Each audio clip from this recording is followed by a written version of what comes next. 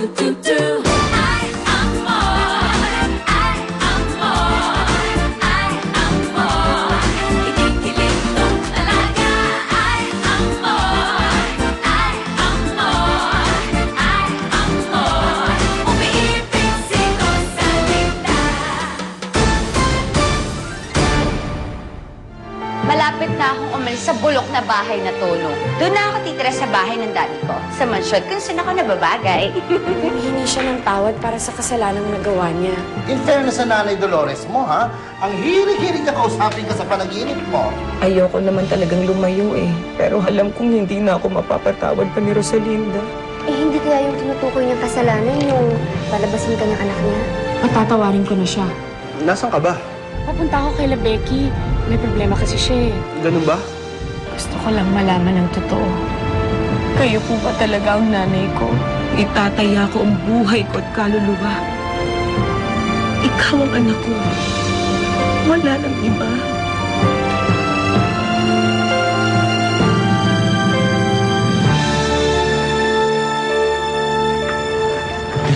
Tuloy ka.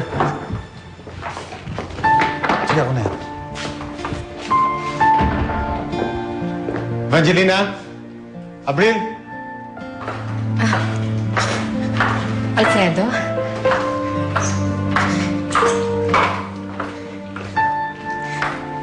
Welcome home, Fedra.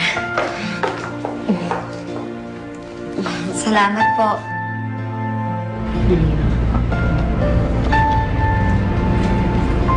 Alam mo, anak, ang saya-saya ko. Sa wakas, natapos na rin ang paghihirap ko. Tinanggap mo na rin ako. Pasensya na kayo, Nay, kung hindi ako naniwala kaagad. Hindi naman kita sinisisi, anak eh. Hindi rin naman kasi madaling paniwalaan ang lahat. Pero paano si Ate Fedra? Hayaan na muna natin siya sa paniniwalaan niyang totoo. Huwag na muna nating bawiin ang paniniwala niya na siya ang anak ni Alfredo. Ihatid na kita sa kwarto mo. Tara! Salamat, Abril.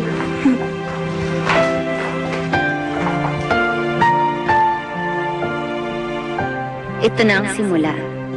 Ang simula ng pagtaas ko. Hindi lang ikaw, Rosalinda, ang nasa mansyon ngayon. Pati ako.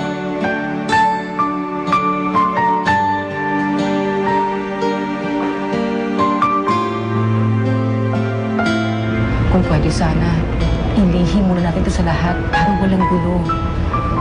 Kay Alfredo, kay Valeria, at sa asawa mo, kay Fernando Jose. Ang importante, nagkakaintindihan na tayong dalawa. Siguro nga po tama kayo. Naku, Nay, late na po ako. Kailangan ko nang umalis. Tsaka na lang po tayo magkita.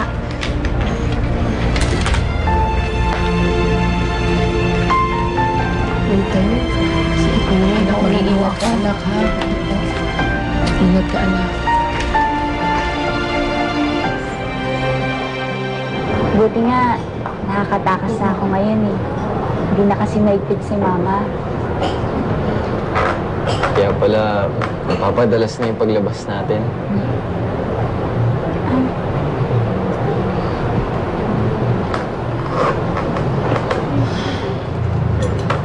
Eto mo. Ano yan? Pambili ng gamot ng tatay mo. Salamat, ha. Kailangan talaga ito ni Itay.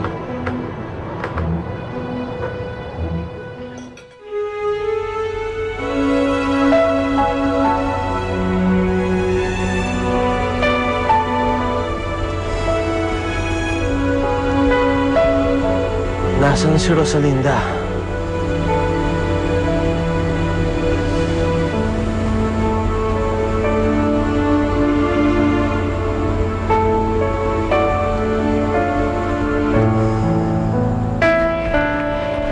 Fernando Jose, patawarin mo ko, nahuli ako sa usapan natin. Ayos lang yun.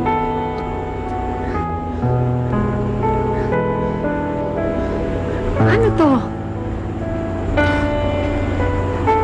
Huwag mong sabihing nakalimutan mo na. Alin?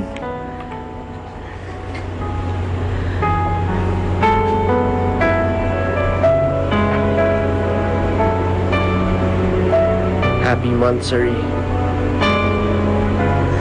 Fernando Jose. Kanina pa kita hinihintay. Miss na kita. Miss na rin kita, mahal ko.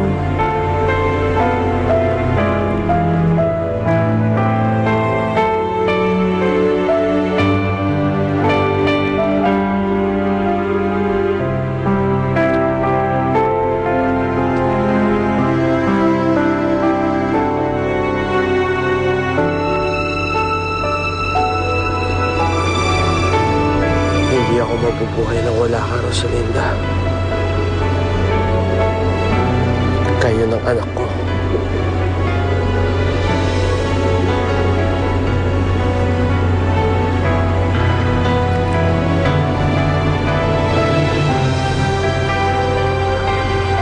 Kinakausap niya ako, Rosalinda. Kinakausap ako ng anak natin. Sabi niya ang ganda-ganda mo raw.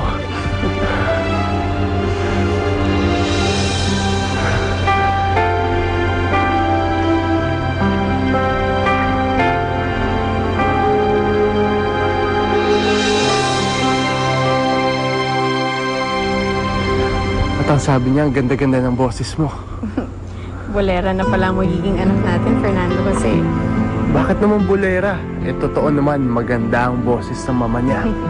At saksakan pa ng ganda. Hmm?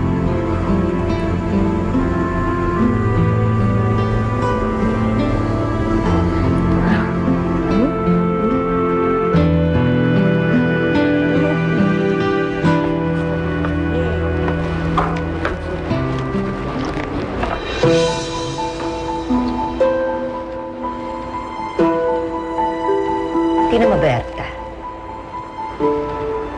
Tingnan mo yung pesteng Rosalindang yan.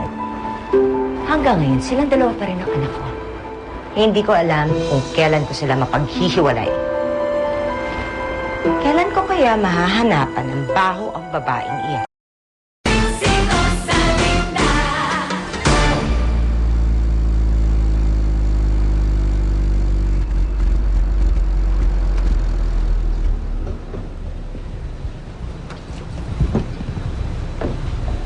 Hoy, i-full tank mo. Bilisan mo, ah. Yes, ma'am. Wow, Fedra! Bago na naman yung kotse mo. Oo, pinalitan ni Daddy kasi mas bagay daw sa akin, eh. Uy, tuloy ba yung Hong Kong natin sa isang linggo? Excited na kasi ako eh. Tsaka nakapag-leave na ako dito. Tuloy na tuloy, no? Ay, Binigyan yes. na nga ako ni Daddy ng allowance natin kaya ipag-shopping kita ng bonggang-bongga. Talaga, wow!